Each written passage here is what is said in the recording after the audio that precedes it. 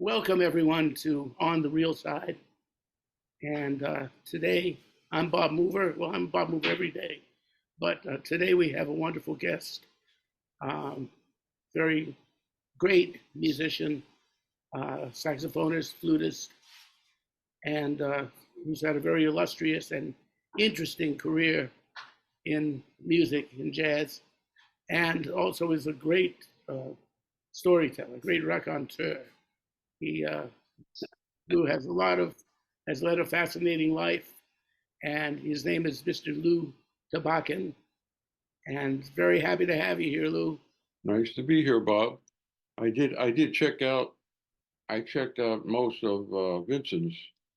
Uh, Vincent sent me a copy of his interview. Oh, yeah, Vincent's very thorough. Yeah, I thought it was. He was. I learned a lot. We're good friends, but I learned a lot about him that I didn't know, and I thought I told him that. Now I understand where all this shit came from. So I mean, I've known him for many years, but there's a lot of things obviously I didn't know about him, and it came out on your show. I appreciate that. Oh, that's been the joy. I think the greatest joy of doing this show has been I've talked to a lot of people that I've known for so long, but when you're playing gigs or you're just hanging out, you don't really get into these kind of questions about where did you come from and the kind of things that we dealt with. I just did a beautiful interview with Randy Brecker. Uh-huh. I know you have had contact with and intimate relationship forever with and you knew the Brecker. I don't mean intimate in the Yeah, no, yeah. There's a different meaning of intimate. yes, there is. But I mean, I've known him for probably 40, 50 years. Mike and I were hanging out as teenagers. And, there were a lot of things that he revealed that I didn't really know about. Yeah, I've known him since for 60 years, maybe more. He was he was 15 and I was 20 when we first met. Because you're both from the Philadelphia Yeah, yeah. area, right? And yeah, I mean, I guess his father probably took him to sessions, and you heard him then. And Well, I met him on. There was a guy, James the Priest. He was he used to be a drummer. He organized stuff. He became the conductor of the Portland Symphony, actually. So he decided to put together a a program, a concert. So he got us all into a room where it's supposed to be a big band, and never got past tuning up. One, what happened? one of the guys I won't mention was, he was it was pretty weird. So Jimmy said, "Okay, we'll just break it down to small groups," and Randy and I played together, and it was kind of amazing because I think he was 15, and he knew the, Miles kind of Blue, I think just came out if I have the right chronology, and he knew all the Miles solos. He could do Lee Morgan. I mean, it's quite amazing.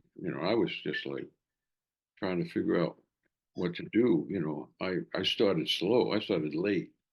But anyway, that's how we met. How old were you when you started to play?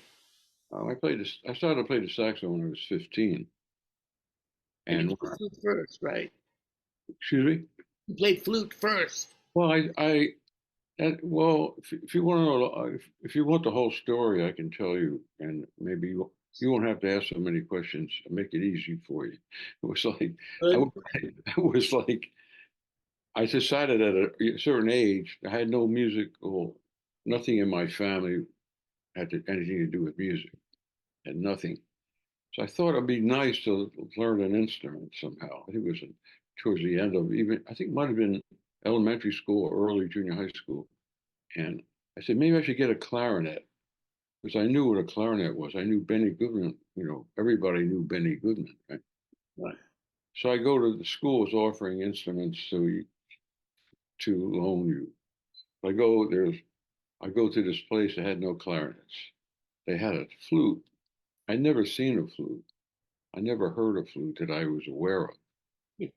And there's three people trying to get this instrument. There's a head joint, and it was a girl. She couldn't get any sound out of the head joint. I got a wimpy little sound. There was a guy that got a pretty good sound, but he didn't want it. So I won. I got the booby prize and I got a flute. That's the good news. The bad news, I had a teacher, the worst teacher in history of teachers. He obviously never saw a flute either. And he's giving me a flute lesson. I'm playing the flute on my shoulder. You can picture that. So I didn't know. I thought that's the way you play a flute, on your shoulder. So I'm playing the flute on my shoulder. The only B flat I knew was the thumb B flat, and whatever. I learned everything that was possibly wrong. I learned with this guy, and it took me many years to like to unlearn all this shit. It was like so I played the flute a little bit. I wasn't serious, but at a certain point, I did get a clarinet. I learned to play a little bit. I actually took a few lessons, and when I was 15, I went into high school, and all the guys were be jamming like after school or during breaks, and I played the flute a little bit. I didn't know what the hell I was doing. I think Herbie Mann had a tune called, or it was a Charlie Parker tune, Maybe blue suede shoes or little suede shoes. a little suede shoes. Yeah, birds So that adaptation. was a hit. So I could kind of play that, and I didn't know what the hell it was, but it felt really good to do. And then I really wanted to get a tenor. One of my classmates was Frankie Avalon. Really, Frankie Venus, goddess of love that you are. Frankie Avalone, his name was. He played the trumpet. He actually played quite well. He had a nice sound. He I could have actually heard him on a TV show once. He played a little trumpet. I remember there was a little. he could have been a player. Anyway, so he says, "Yeah, my father has a nightclub, teenage nightclub, and I want to put together a band, to play there, big band." And I didn't know anything about anything except I said, "Well, I'm about to get a tenor, so I should be okay, for a couple of weeks." So I got a Con 10M, It's a good horn. great horn, Yeah, great horn. number 4. I remember this shit clearly. Number 4 hard rubber Brohart. And do you remember reed called symmetric cut reeds? I've seen them, but they're a little before my time. Okay, they were. So I remember 2 or whatever it was, and I'm in this room. And the only tenor saxophone player, Al Cohen was he was kind of revered by all the white jazz players like Frank DeBerry. Uh, there were a couple of guys. I'm trying to remember their name, but Frank was an exponent of Al Cohen. Oh, yeah. Not anyway. So I said, I run into him in a record store. I could afford one record. I said, "Frank, which record should I buy?" He said, "Oh, buy this one." So I'm listening. So that was a sound I had in my head, Al Cohen sound. And Those early Al Cohn records, Al Cohn's tones, yeah, all those things. Yeah. Moore that later became the Cohen Interpol. on the saxophone. And then there were little ensembles. But anyway, that was a sound in my head. And it was a weird thing that after about 3 hours, I approximated that sound. I mean, I'm sure it was a long way to go, but I had something of a sound. So that was beginning, and it didn't take me long to be able to function and go to jam sessions and not knowing anything. I learned by trial and error. Go to a jam session, and all the older guys are really playing. They play great. At the end, they let some schmucks like me come up and play at the end. Didn't know I anything. was in that situation myself. Yeah, you know that. So the only thing I Well, knew was they played the blues, B flat blues, right? And the only thing I knew was that on the fifth bar, I couldn't play the D natural anymore. So that was one lesson at a time, one note very at a. important lesson. Yeah.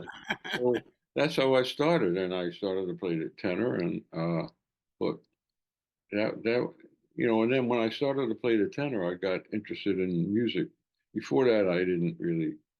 It was something to do, and so that's my kind of crude beginnings. Well, one interesting thing there is how you mentioned that you have a certain sound in your head, and I tell, young musicians that too, that, you have to kind of have an idea of what Exactly. you want to sound like. Like sometimes older people, I have a student who was actually one of the people that started ESPN, and he was the editor of Sports Illustrated magazine for many years. And when he retired at like in his late 50s, he had played a little clarinet in high school. And then he decided he really wanted to get a little more serious about music. And he got pretty good pretty fast Mhm. because he had been listening to the music Right. for a half a century and he had a very good idea of a kind of sound he wanted.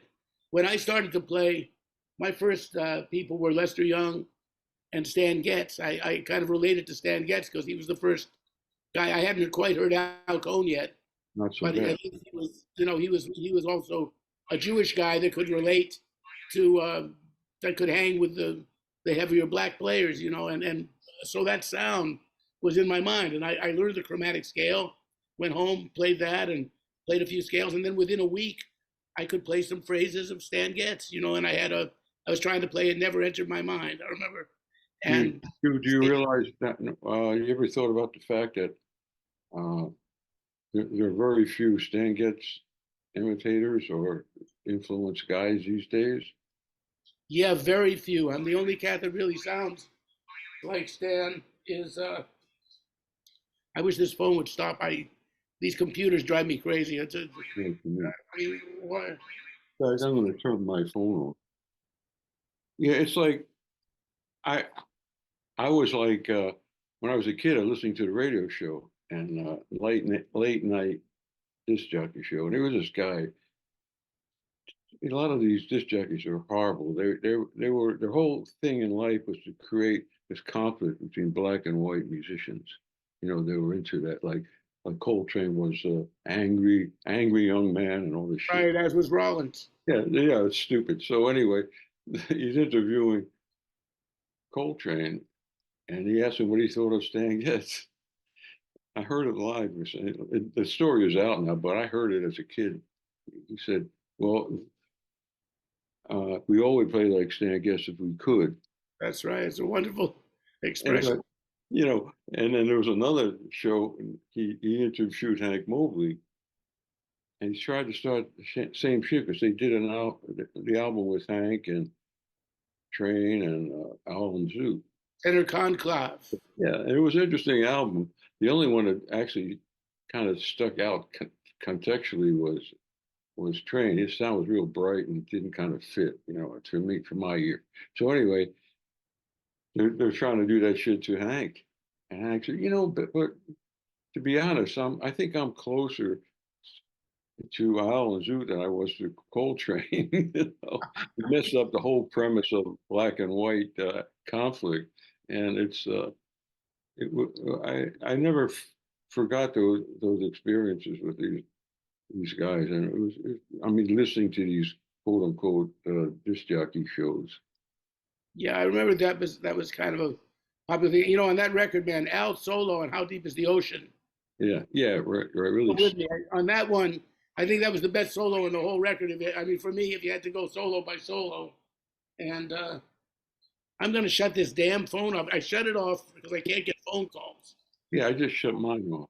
I'm just gonna shut it off entirely because You can put it in a wastebasket and or something. at work, because I really just don't know who this person is. Um, Maybe it's a gig. it's an invitation to Carnegie Ball. Hmm.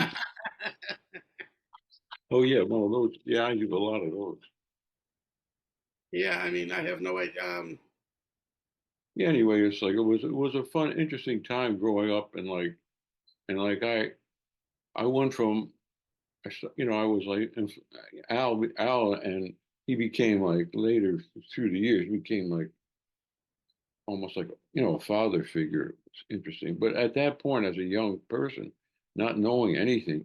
I mean, I knew nothing, and I could do. Then I heard Sonny Rollins, so I really liked that, and and then train, of course. Then I was a train imitator, you know. It's funny because I always think of you as someone, one of the people, one of the only people of even your generation and mine who doesn't sound like Train. Yeah, well, I was a pretty good copy sonically. 'Cause that I could do that. I could copy sounds. I can't couldn't. Uh, anyway, so I would I would copy. I get on the bandstand and do become a method actor, you know. And I started to think about it, and I said, "What's wrong with this picture?" And then I would hear all these white guys, young white guys, trying to play like Train, and they sounded terrible to me. And I said, maybe I sound just as bad as they do. Uh, so it, it was a trombone player in Philadelphia. His name was Leo Fogel. He was quasi historian. He was he had a lot of he had a record collection. He was into history. He invited me to his house, and he played me all the records of all the great tenor players I never heard. I'd never heard Perez. I'd never heard anybody. And so he played me Lester. I mean, classic Lester Young. I mean, it's perfect. I mean, Like the bassy stuff and all that. it was like the late '30s that you played me some, Lester, and it's just perfection. He played Ben Webster. I mean, it was different, but sound. Played me all these guys, and he played me uh, Don Bias, and I couldn't believe that. I said, I couldn't believe anybody could play the tenor like that, with a great sound and execute with a big sound. So and then he played Hawkins. I just couldn't get it. It was too, too hard for me. It was like, Too intellectual. it was the sound, the time feel, and the notes. I wasn't ready. I wasn't ready for that. It was like years later, the light bulb went off. I said, well, but at that time I wasn't. But anyway, that changed my life, and then I started to try to absorb the essence of all these great players and to try to find a way to find my own voice. And that when I would listen to Sonny Rollins, which I do quite often, I go to clubs, I'd sneak in. They let me sneak in the clubs in Philly, and uh, when I hear Sonny, I say, "Wow, I hear that's Prez. Oh, I can hear that. That's Chu Berry. That I could hear all these elements." Opponents. Yeah. Yeah, no, it was there. I didn't, I said, well, that's the secret, not the secret, but that's how you find your voice. You mix all these things in a pot, and it comes out, eventually comes out who you are. You find out who you are through the history. Did you get to know Sonny? A little bit, yeah, I did. I mean, uh, I'd run into him, at first time I ran into him in a kind of a repair shop near the Union in Philadelphia. And so started talking to him, I'm in awe of this guy. He treated me like a colleague, like he just, and like he would start talking about things I didn't understand. I still don't understand. Talking about the undertones. He talked to me about that too. I was almost going to write it too, called "Watch Out for the Still Undertones." don't understand it. I mean, I knew overtones, of course. He said Under, if you imagine everything an octave below, I you're mean, actually playing it. That's what he told me. He said you he have to never imagine the explained it, but octave down. I ran into a bass player on a gig that was an intellectual, and he seemed to know about the undertone series.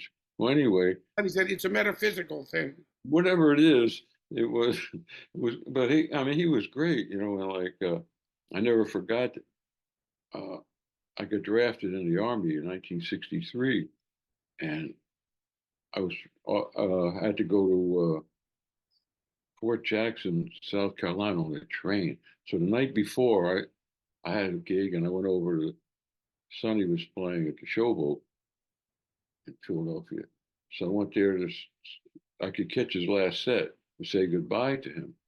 And he's playing, I never forgot it. He's playing, the ending of the set would Show Me the Way to Go Home. And he's playing that, and he's playing it every possible style, and he gets into a march. and he jumps up on the bar, like the old guys used to play on. Walk the bar.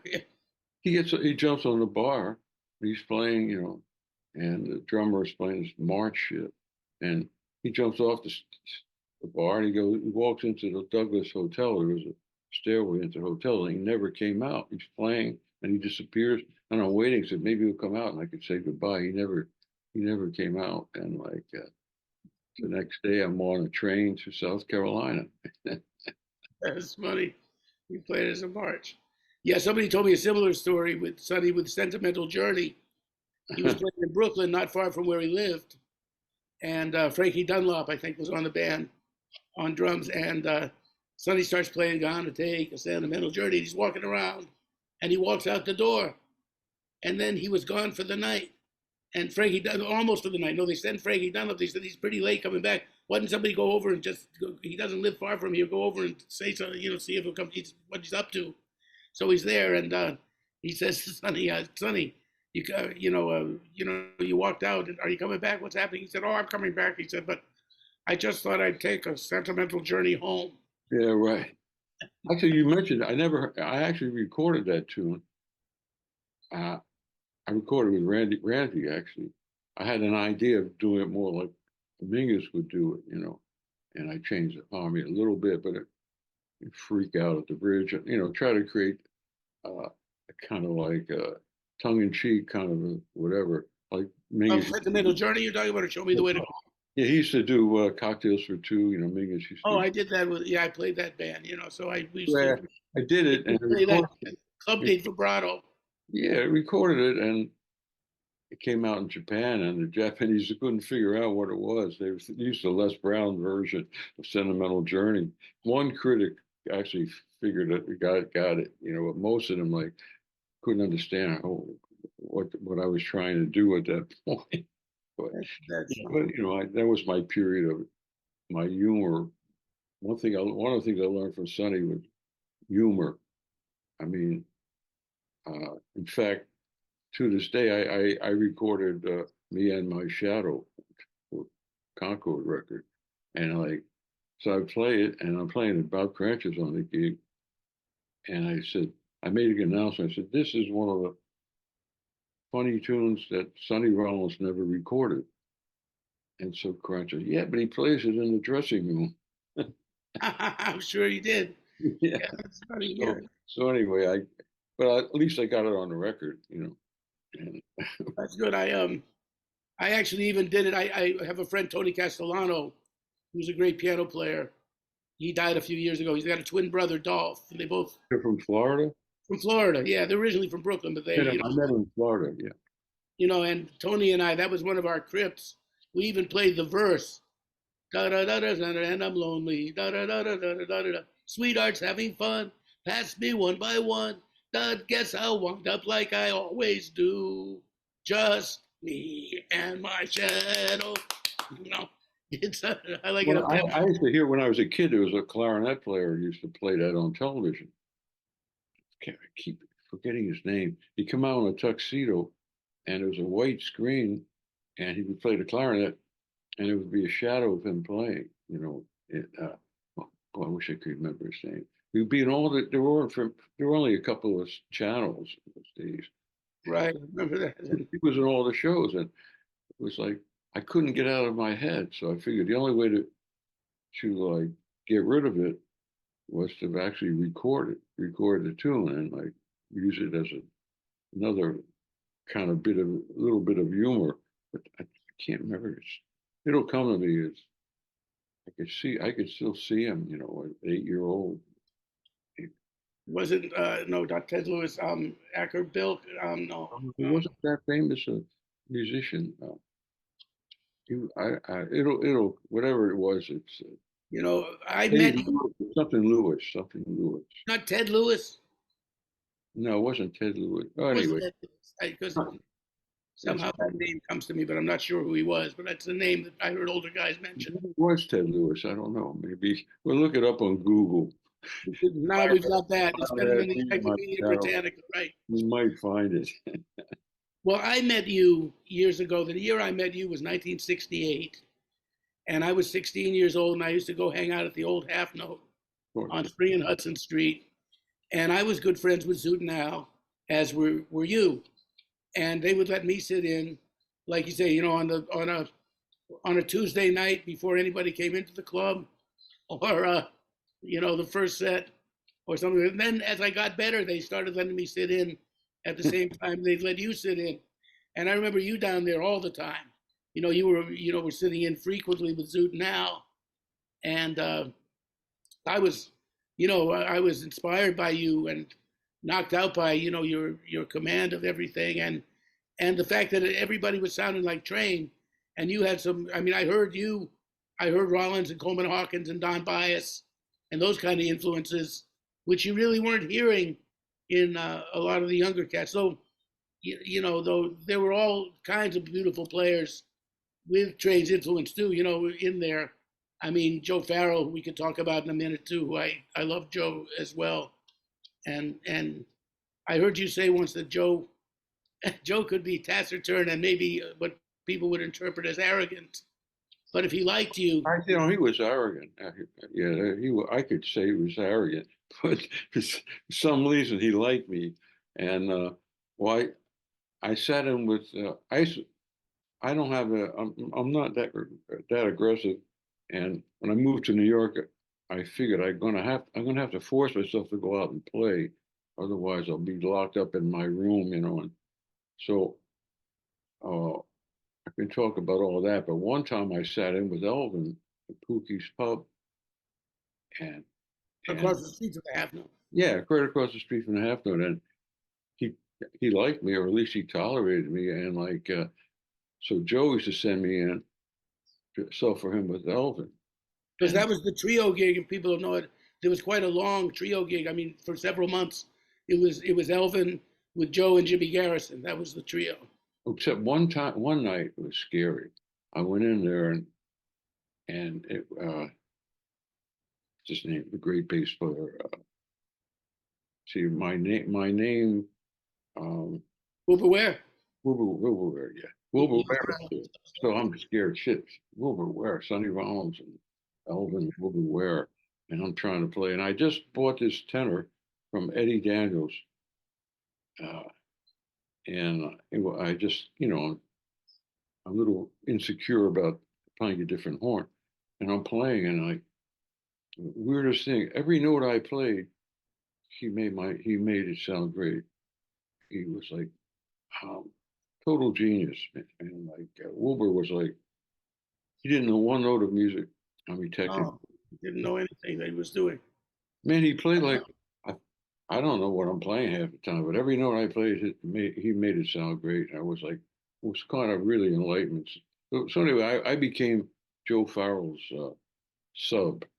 So then he sent me, and I used to do that in Mel's band. And then Eddie Daniels said, "Well, why don't you do my chair?" So I was doing it more than anybody in a sense. And anyway, that's another story. But I even played Eddie Daniels' clarinet parts, which were easy to play.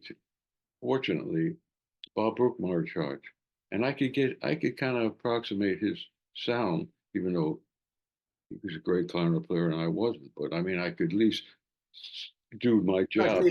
Yeah, I mean, I could do it better than Pepper Adams could do it on the clarinet. But I heard you with that band too, because on Monday nights in 1968, my dad and I used to go down and hear Thad and Mel. My dad was a trumpet player, so he wanted to hear Thad. Oh, he loved the big bands. He had played with Tommy Dorsey and everything. So we would go hear that band, and there were all kinds of interesting combinations of tenor players in that band. You'd hear, Selden Powell. Yeah, well, Selden Powell, Thad would send him in, because there's a political shit going on, all that, because of the Ed Sullivan show and everything. I remember the first time I'm playing in Eddie Daniels' chair, and I don't know, I'm really inexperienced. So I did a tenor solo, and I'm reading the changes, and all of a sudden the band stopped. And I'm thinking, well, what am I supposed to do? Did I fuck up so bad that they had to stop the band, or what? So at least I had enough tenacity to keep on going, and just try to try to play, and it was, I didn't realize that they used to do that. The band would just stop and leave you out there, man. So I didn't know. It was like I was so I never played in bands. I had no big band experience. I didn't have a lot of experience in anything, to be honest. Somehow I found myself in interesting positions. One time, I think you might appreciate this story. I was hanging out at Jim and Andy's, which is a place to hang out. It Even was if the you didn't place. have, I used to see you there too. if you didn't, even if you didn't have any bread, you can kind of you start a tab, or people would buy you drinks. It was like it was a socialism kind of thing. The rich guy would subsidize the poor guys, and like so I'm hanging there. Zoot's there, and he's grooving. He says, "Hey man, you know Clark is having rehearsal tonight. I don't really want to do it. Why don't you do it?" So I always had my horn with me. So Right. I remember that about you too. so I I go always had my own with me. rehearsing, and we're rehearsing at the half of some reason, and I'm so like it's Clark Terry All Star Band with Phil Woods and Frank West, Danny Bank, and so I'm doing the best I can. Next week I made sure I was at the same place, same time, and Zoot sent me in again.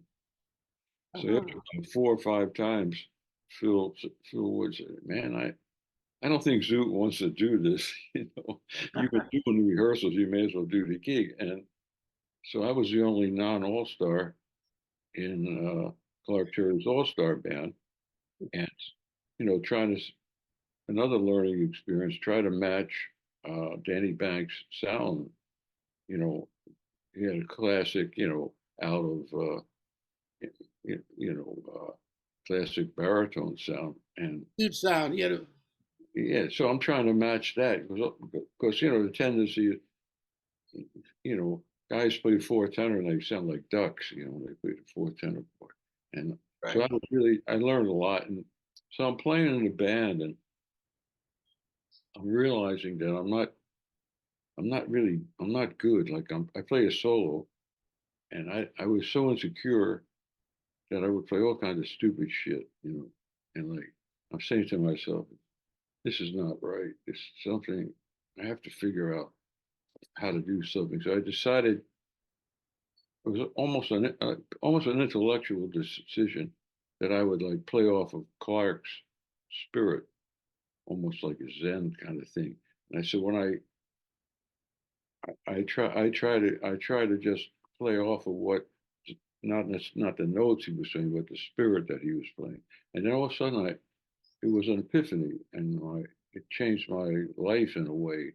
And I learned how to become a part, become a part of the You thing. It's like a Zen thing, like become one with. let go of your ego. I think that's what happens. I mean, Well, it it happens. wasn't even ego. It was insecurity. It was beyond ego. Just like trying to not. I was so insecure about what I was trying to play that I would do stupid things, not musical. And I tried to tell that I run into other people. I won't mention names, guys that are really well known, and they were doing what I did, and I had to say, man, like you can't do that. You got to grow out of the music. You can't impose yourself on the music. It'll never work. Maybe at least if you start out playing off of the spirit of the music, you can take it a little some other place. But just to say, here I am, take it or leave it, it's bullshit. It's not music. It's not art. It's nothing. So anyway, that was you know, thank you, Zoo, for putting me in that situation, and then I survived. I came out of it, and it was been with me.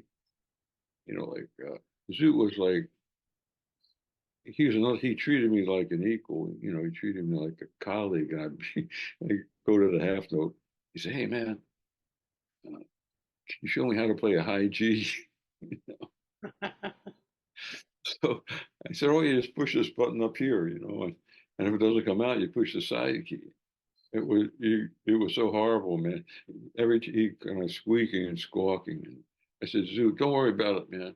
You don't need the high G. We need it. You don't need that." And then That he, is a funny note.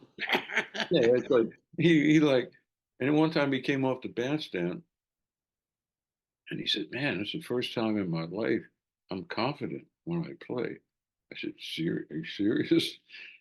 And he was serious, and I was like kind of, touched in a way that he confided that to me, to a schmuck, who am I, to talk to as if I'm an equal, and and it was quite interesting, and so I connected to time I'm playing in Nice jazz party, whatever they call it, jazz festival.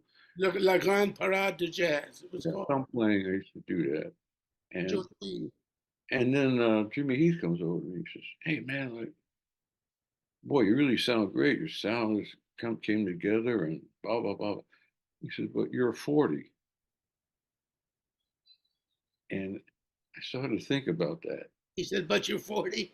But you're 40 now, and so I'm thinking like my experience with Zoot.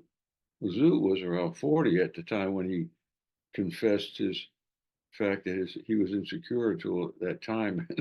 So maybe that's kind of a magical, not perfect, but a magical time thing when you reach a certain age and I think you accept your idiosyncrasies, you accept who you are, what you're not consider what you do that's not like exactly like your ideal is your personality, and you accept that, and then you can grow as a player once you accept yourself.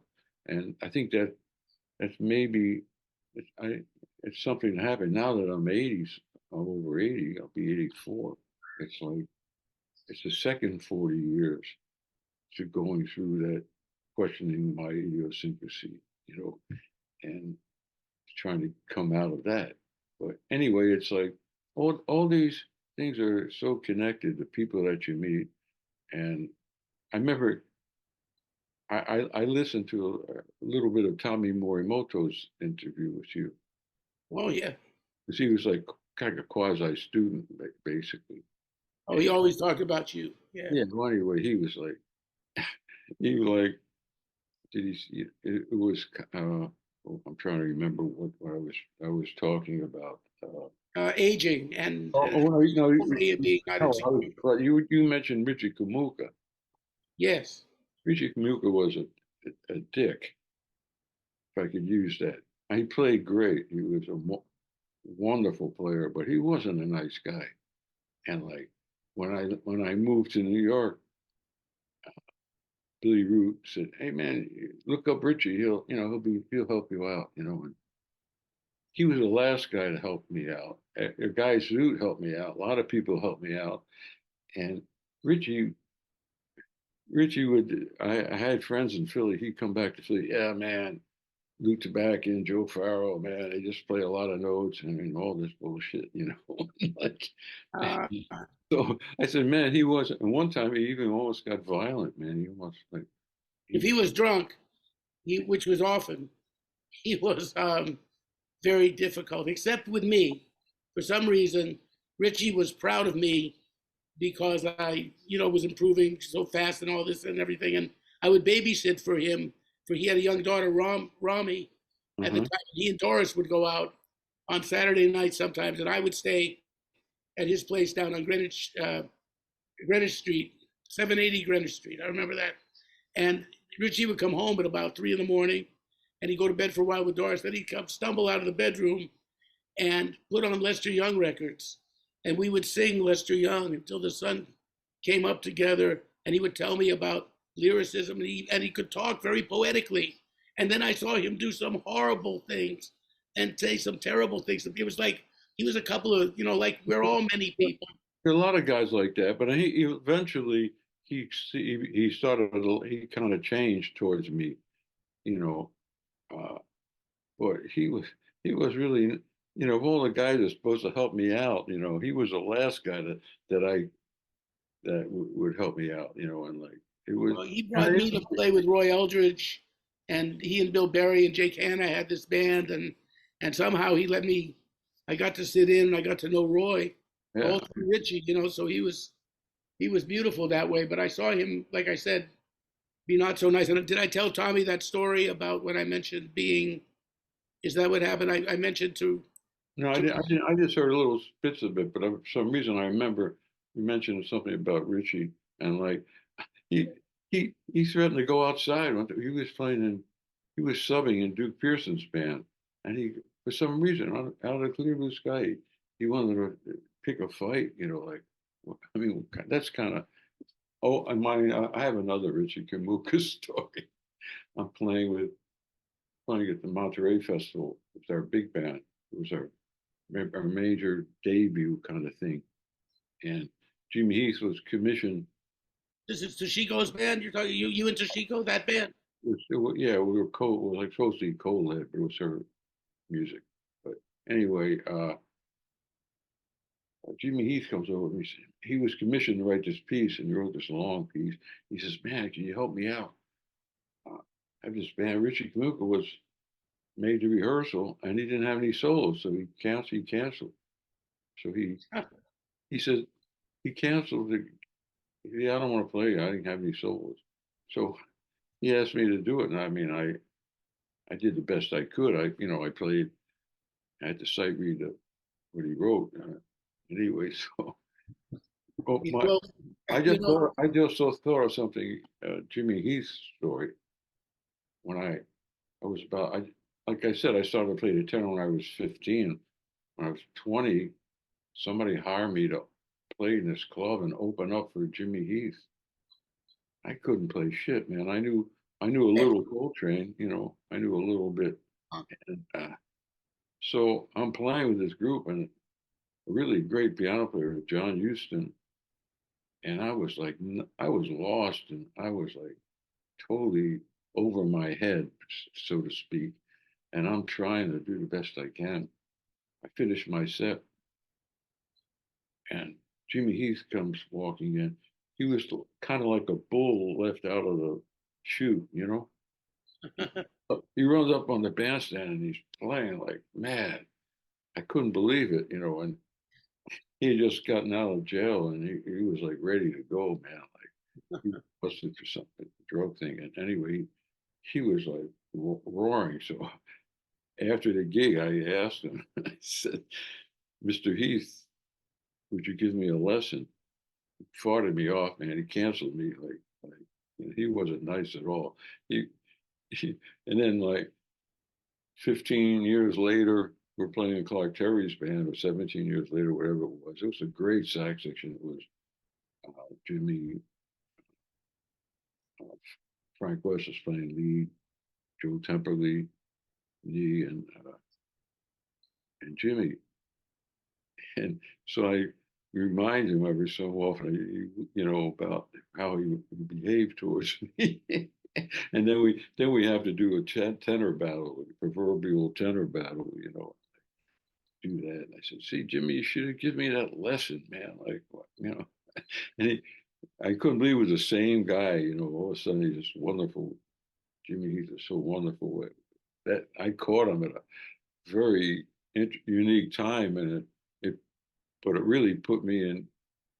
It really showed me what I really had to, would have to do, because I was like nowhere, man. Like I was like, yeah. So anyway, it was. I think you underrate yourself because I mean I heard you holding your own with Zoot and Hal in 1968, even, which is when I think you'd only been in New York a couple of years at that time. Yeah, I mean, it was a growing period. I think I grew more. I learned more in 1 year in New York than I could in 20 years in Philly. It's just like it's a whole different. It's like I remember another time I'm hanging out with Joe Farrell. We're in this little club, and I think Howard McGee was, and he said, "Man, why don't you go sit in?" He always like egged me on, Yeah, and right. I wouldn't do it on my own. I wouldn't have the Turk balls. Morrow used to do that to me. Yeah, so I go up on the bandstand and I'm playing, and I look up and Sonny Rollins is there. I said, "Oh shit!" I know he set me up for that. Like And who were you? You were sitting there with Howard McGee. It was Howard McGee, but Rollins was listening. yeah, Howard McGee's band. I forget who was in the band, and I'm playing. And I looked up and I see Si. I said, "Wow, I better be cool, man. I better not do any of his shit, you know." And but I mean, it was like that was the great thing about New York is you never know who's going to pop up and come, you know, who you're playing, like, and you always have to play like it's the last time you're ever going to play, or you can't let down. You always have to. I always felt the pressure to play like it's, you know, it's the last time I'm going to play or something. I mean, it's like That growth. was the beauty of it. You really did have to do that because you would, I mean, a while when I've had gigs, Stan Getz came in, Sonny Stitt was there, and Yeah, unfortunately, sometimes I'd find that out after the fact, which was much better.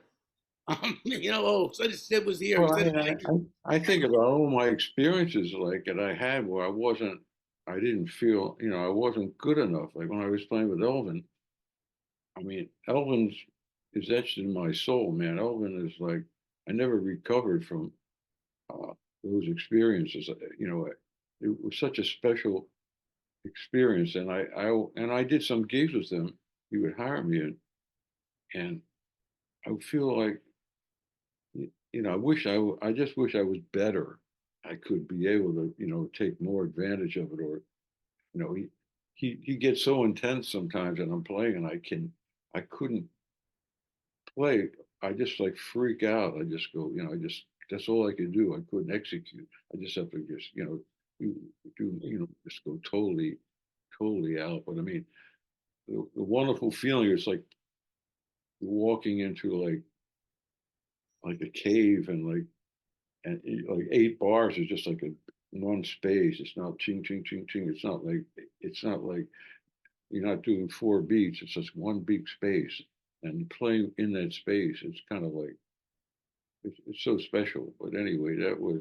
I always felt sorry that you know, I wasn't, you know, more equipped at that time. I playing fucking saxophone for 5 years. did you get to play with him later? I did a little bit, yeah, but I played mostly. You know, he hired me for a few gigs, you know, with Garrison and Wilbur Little, and it was, you know, it was really great. But anyway, I screwed up though. I was I never forget some of my screw ups. He Yeah. hired me to do this gig in Philly. It was Thanksgiving night, and I'm always my proclivity, my downfalls. I'm always looking for the perfect read. Right? So I've seen you mess with reeds on the bandstand. Sometimes I've seen you I'm do your always little. I'm always late because I'm. So this time I didn't realize it. You know, from New York to Philly, it's an hour and a half on a bus. I couldn't get on the bus; it was packed. And I finally get to the gig, and I missed the whole first set. Oh no! And it was a trio. I mean, it was Garrison and him. Oh no! It was a duo, I guess. So, and I'm nervous and really. So I go up and so people say we make all these legends up about that. Oh, this guy came up and he really went, you know, he really went played crazy. He really went nuts, man. I was like really depressed and, you know, I felt so stupid that I did that. And I think I lost the gig. The next, I went and hired some George Coleman or somebody.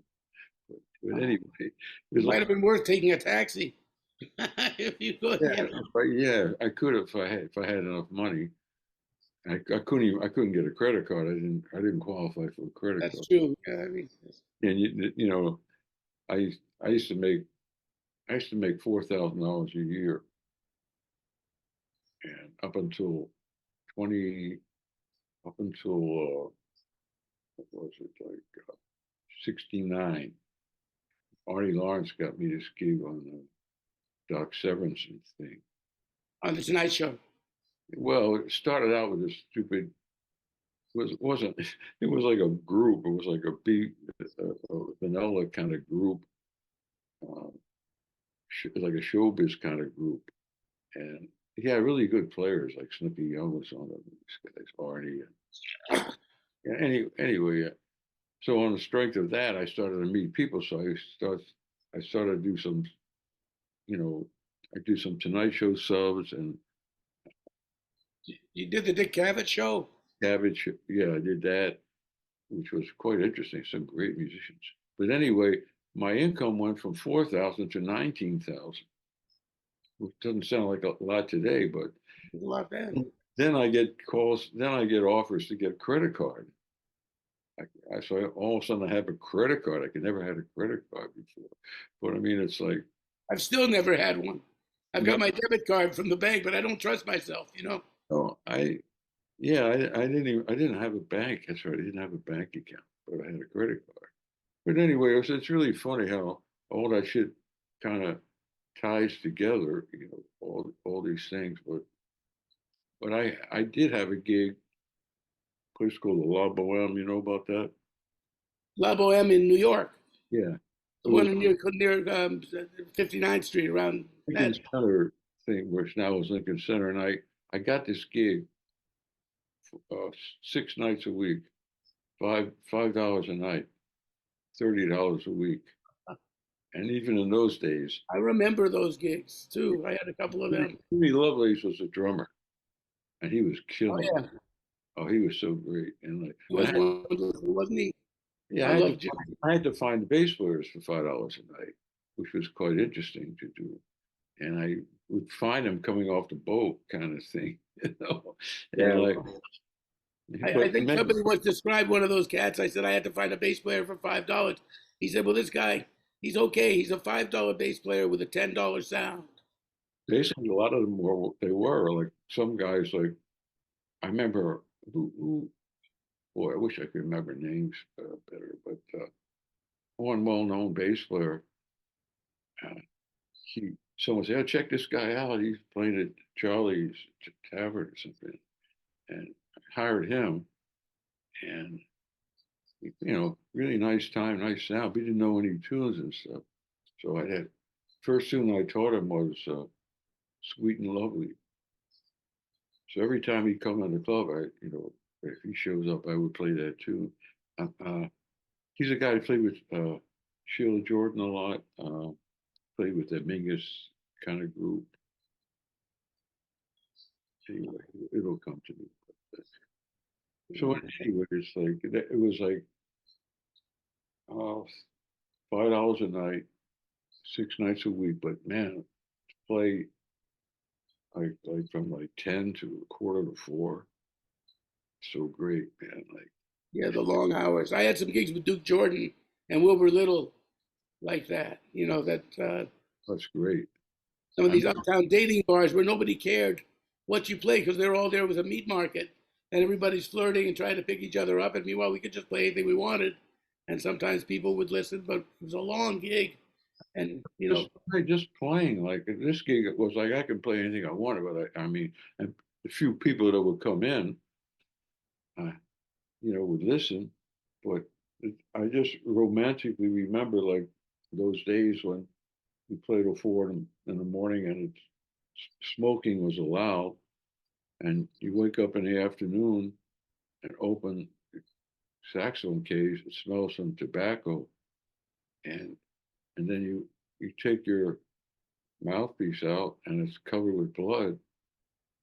And like, wow, that's great, man. I must have really was happening that night. Man. yeah, right. Now you play two sets. Smoker, right? I don't remember you smoking cigarettes. You play two sets, man. Maybe well, at Smoke they play 3 sets, but it's like everything is so civilized, and like you go on the street, like you play at malls, and after the gig, you're looking for a place to hang out. Everything is closed, so New York is not like it used to be, man. It's a different city. It's not like a city that never sleeps. It's bullshit. Not anymore. I remember these after hours places, like there was that one place called Joyce's House of Unity. It's up on 85th Street, 87th Street, something like that. It wasn't too far uptown, but it's Columbus Avenue. And they would check you for weapons when you walked in. And they had a closed circuit TV so they could see who was outside the door. And somebody like you're playing, they'd lay out a line of Coke on the table for you because it opened at 3 in the morning. And Junior Cook and I used to go up there together and literally carry each other out to the club at noon. Yeah, well, that those, that's, but even like the normal, or everyday people, they would play places to go, at 4 o'clock to have breakfast, and always go to Chinatown. Everything was, like, and then 6 o'clock, the bars open again if you're really thus inclined. Umberto's Clam House. I mean, That was open all night too. so Yeah. anyway, that's like, yeah, that those were I guess those were the good old days in a sense, you know, and like Well, it was even Jim and Andy's, like just the thought of that yeah, was just such a beautiful environment. I mean, they even had a phone. Remember, there was like a special line. I think they had if somebody wanted a musician, you'd call a certain number there, and you'd hear him say, tenor player needed. yeah, it was like the union. If they Yeah, called, I was playing the Dick Cavett show, and Milt Hinton had a problem. He passed out or something happened, and they didn't call. They called Jim and Andy's. In 15 minutes, there was a bass player in that chair. that's right. That was there. Andy was Jim's dog, wasn't it? Who had died, and he opened. Who? Andy was Jim's dog, I believe. Oh, Andy and Jim Couliveris. There was no Andy. It's just like the bar was like named Jim and Andy's before he got it, but so they kept it. But I used to ask about there was no Andy. It was just like Oh, okay. it was There were like all kinds of stories that it had been Jim's dog. no, maybe it could be, but I mean it was. I remember there was one. There was a saxophone player, Dick Hafer. I remember Dick Hafer. He used to play the Griffin Show sometimes with. Yeah, there were like a lot of successful guys, and studio scene was still happening. And he he complained to Jim. He said, he said a lot of guys used to just have just sign for everything, and get a monthly bill or something. And he said, this month I've been checking. It seems like I got overcharged a certain amount of money. And Jim said, well, somebody's got to, take care of all the freeloaders. The guy would come into town, run up tabs, and split. He said, so it was like a form of socialism. That's how that place functioned. It was rich. It was trickling down. Kind of situation. It was a real brotherhood. I mean, I remember coming to town, sitting at the bar, and I meet Ruby Braff. Now, Crash. you can write a book on Ruby Braff, but so I'm some young schmuck, and like I'm bearing my soul to this guy, and like telling him all the shit that I'm thinking and feeling, and he's really cool, and he's really nice to me. Years later, when I actually got to know him and play with situations with him, and I mentioned that story, I said, like Ruby, I know what you really think about all this the stuff that I said. You really hated it, and you never you never said a word, and you never dumped on me. He said, "Yeah, man, I knew there was a place for you in New York."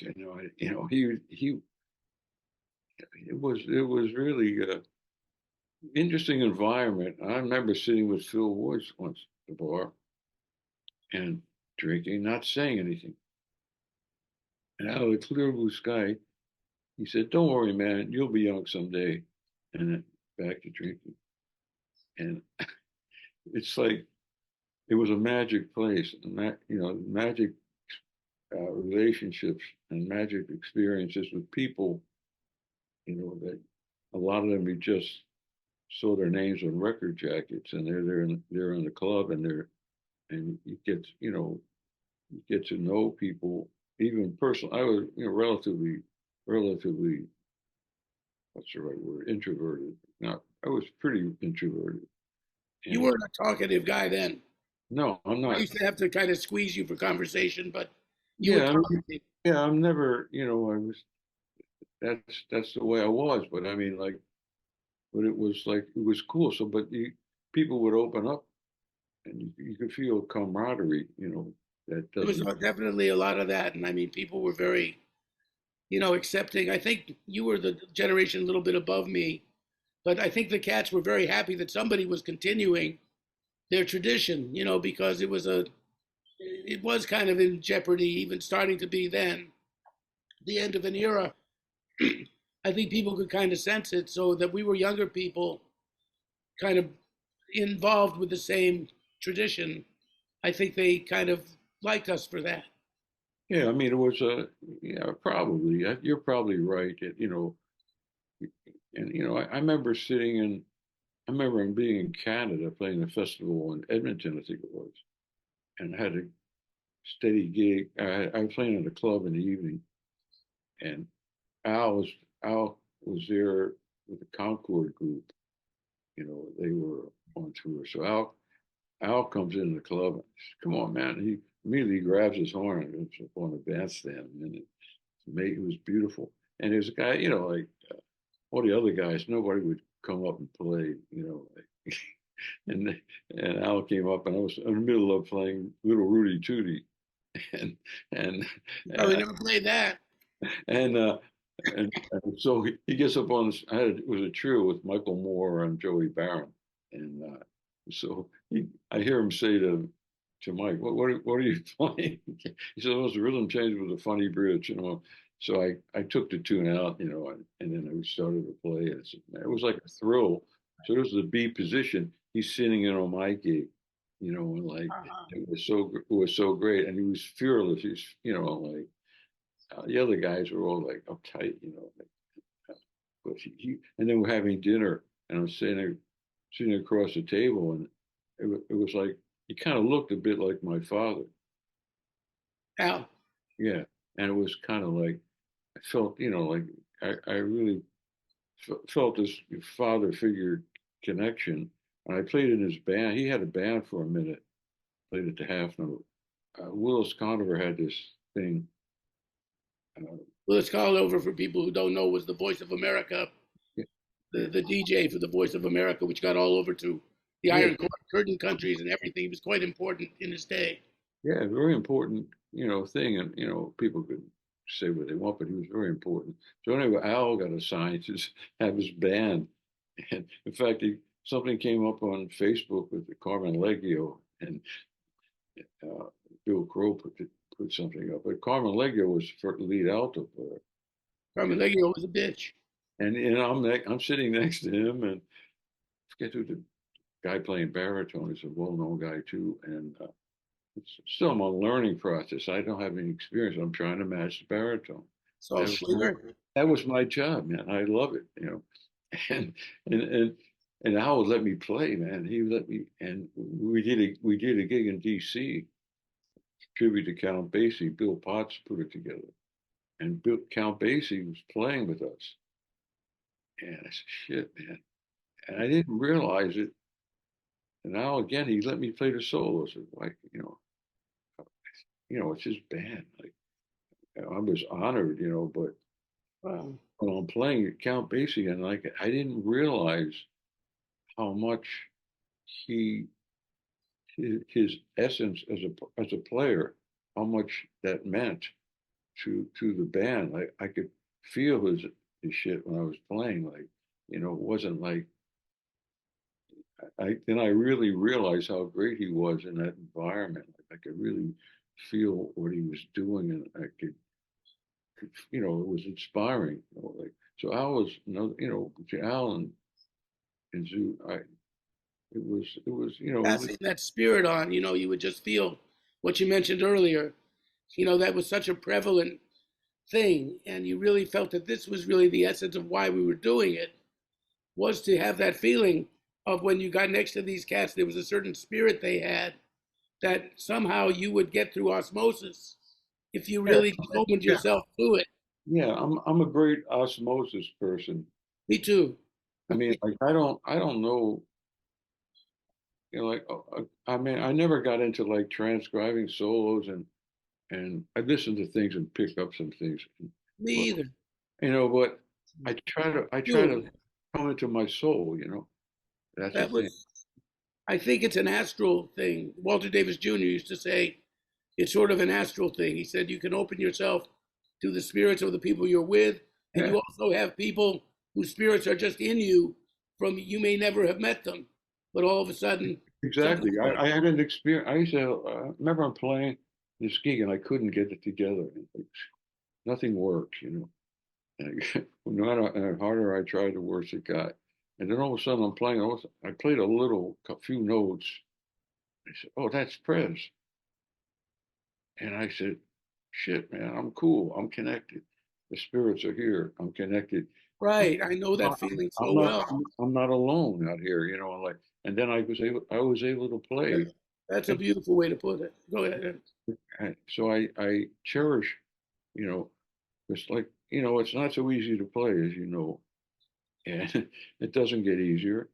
And you wait for those moments, the special moments, and you know, when you think about it, I had a weird experience once in another situation. I'm playing with this Newport Festival on Tour thing.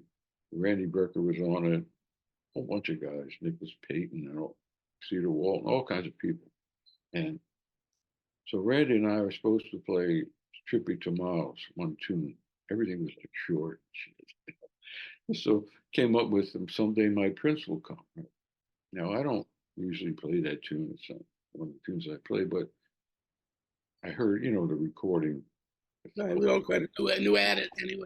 Coltrane pops in, you know, and like I started to play, and all of a sudden I was like, oh, what's the right word? I was taken over by all of a sudden Coltrane just kind of like I internalized it, I guess. So all this shit started coming out. One of the other musicians said, "What was that, man?" Because I don't really play like that.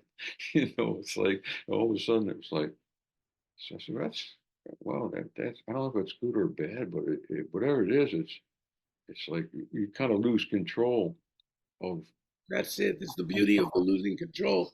You know, the first time I played with Jimmy Garrison was a funny night. I was like about 21, and I lived around the corner from Boomers. I lived on McDougal Street, really close to the club Boomers on Bleecker Street. And I get a call at about 7 o'clock at night, and it's Warren Chason, and he says, "I got this gig at Boomers with Beaver Harris and Jimmy Garrison, and Frank Strozier was supposed to do it, but he decided not to do it, and he just told me an hour ago, you or half couldn't an find a read. That's why I didn't do it. That's right. He was Mr. Find a Read. And I want to ask you about him later too. There's a couple of people I want to mention, but I'll just tell you this story quickly that because we're talking about this.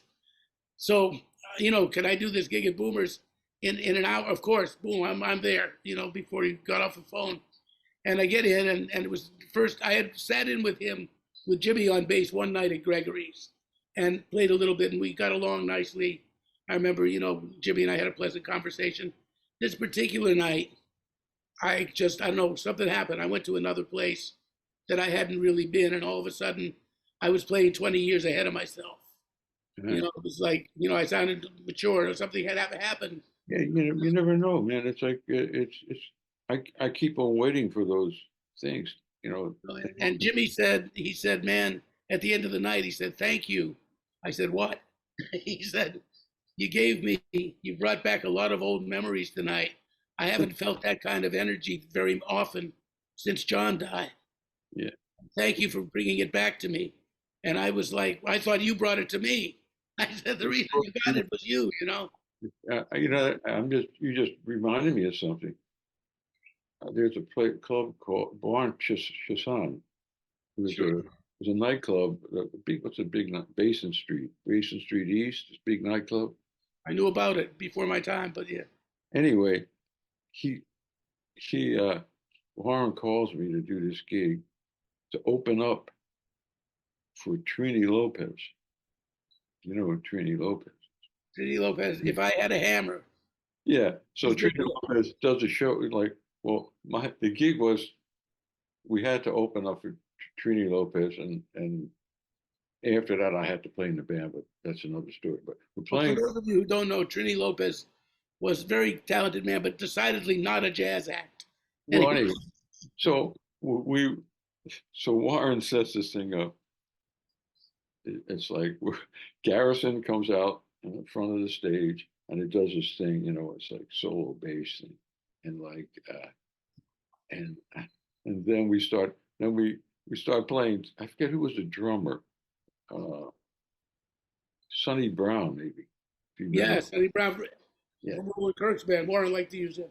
So we're playing these original tunes, Warren's original tunes. They're not very complicated, but we're playing them. But the audience came to see Trini Lopez, and then they got the lighting.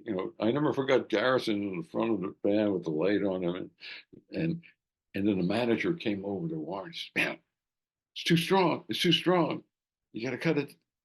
So we started cutting it, and before by the end of the week, it was like one tune, but it was so. But the people didn't dislike it.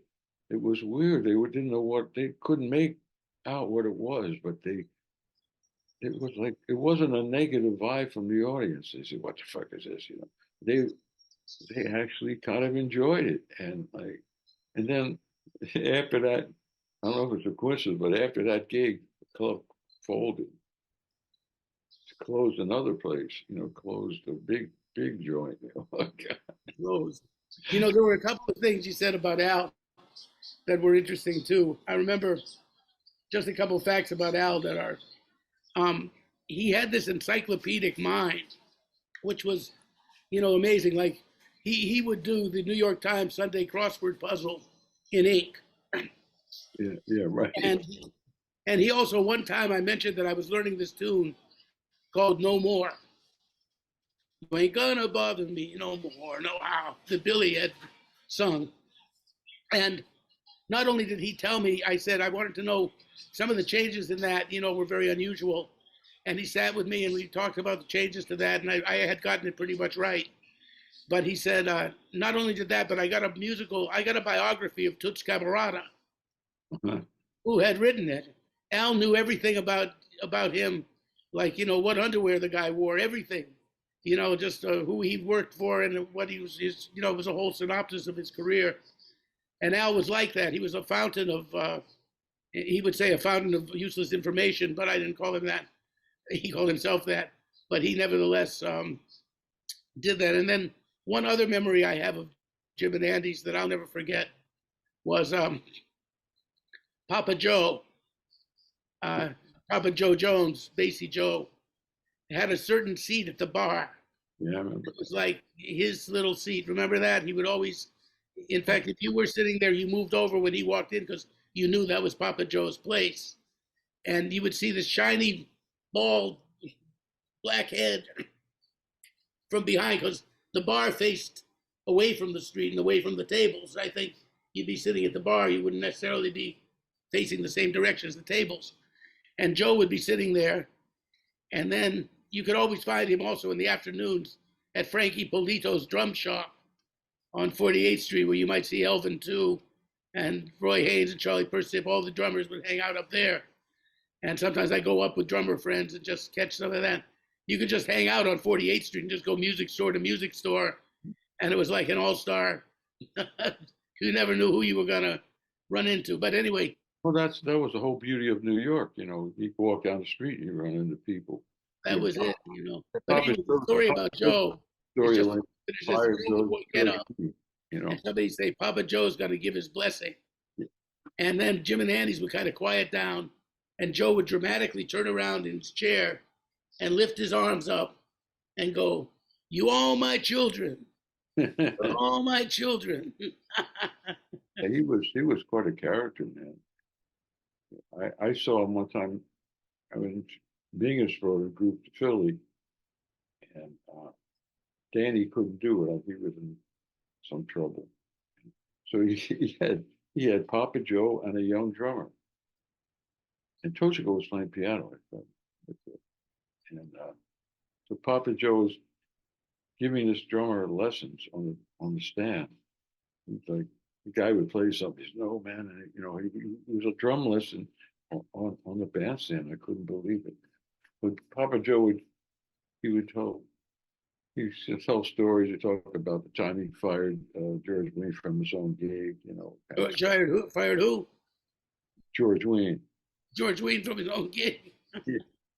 I mean, he loved, George loved him, and it was like, yeah, there was yeah, it should, you know, that's the old shit. Now it's a new time and like trying to be relevant somehow.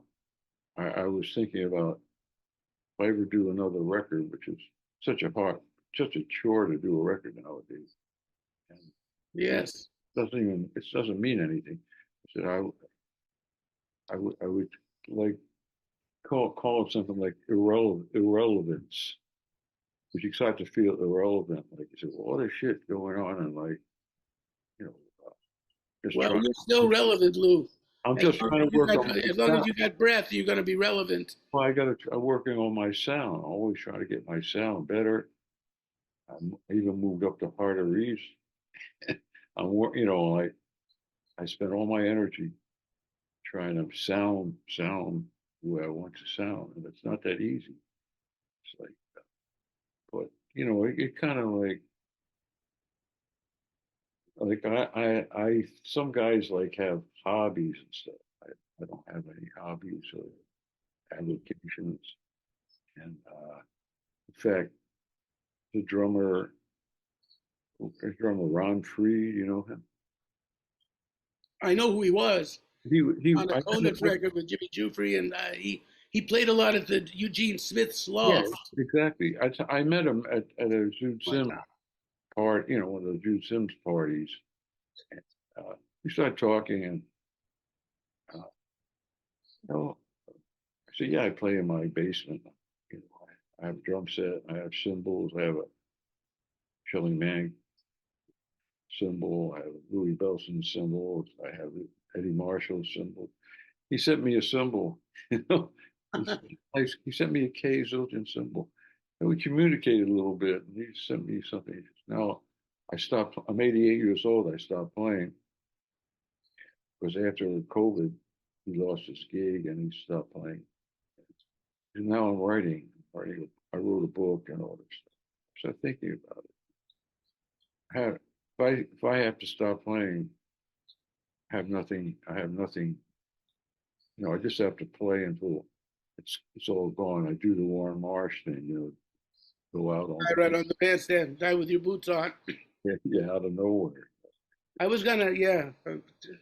Um, as a matter of fact, speaking of Warren, first of all, I think that you would write a great autobiography because you do have a lot of stories and you're a very articulate guy.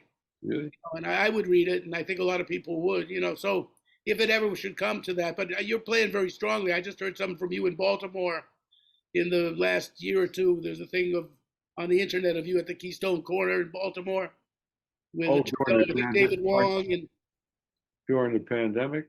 yeah, and I mean, you know, you sound beautiful. Well, yeah, that was it.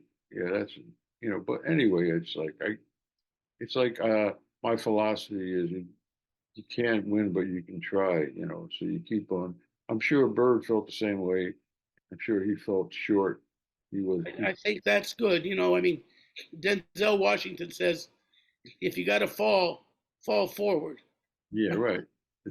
Clark, there's a fine line between the groove and the grave and all that shit. But anyway, so it's like you know, keep on hanging in there.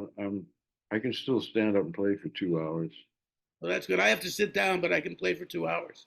I do it. I don't even use a neck strap. I sit in my, I put Yeah, a chair or a stand in front of me, you know, and play on that. I practice without a neck strap. I don't like a neck strap. Yeah, well, you are. That's interesting. I don't Yeah, like it now because I have this thing, you yeah. know. I don't like it because the best position is when you don't have a neck strap. You have to keep your throat relaxed. Well, I just thought of something pretty. You're a Lee Conant's guy. Right? Right, we were real good friends, and I have some. I I started to think about things about that because like I figured you would bring up Lee some point and like he was there's a couple stories. One he came to a gig I was doing in Brussels in this club trio. He stayed the whole gig and I was quiet, you know. And so George Wein calls me in to do something. I said, "Yeah, can I do a trio?" Well, man, you know, like yeah, you. Yeah. He said, I just spoke to Lee about doing. Lee wanted to do a trio, so I said to Lee, "This is George." He said, "Yeah, you and Lew Tabackin, you want to do trios." And Lee said, "Well, yeah, Lew sounds too much like Don Bias." Yeah, he might have said that. So, so George said, "Yeah, well, that's why I like him, you know." But it's he's always complaining about when Tommy started to hang with him. I said, I mean, I know Tom, Tommy plays pretty strong. You know, he's not exactly a quiet player, right? You know. Oh yeah. So what did Lee say about you, man? Like I know he hates tenor players that play loud. You know, like he really pisses him off. Like he's like so he didn't say. I guess he didn't say anything. I mean, I don't. It's pretty funny, but He said something the night. Go ahead. I'm sorry. what's that? Oh, I was saying he said something to Tommy the night that he met him. I was there. What did he Tommy say? was playing with my band at this little club in Midtown, that Smith's Bar, I think it was called, or Marie's. Anyway, I had this sextet, I remember that and because Tommy told me about it, and he said you criticized his eighth notes. You were criticized his eighth notes. he was bouncing his eighth notes at that time. I said, well, You know, I told him to try to straighten his eighth notes out. I think it did improve it, though. I think it did help it.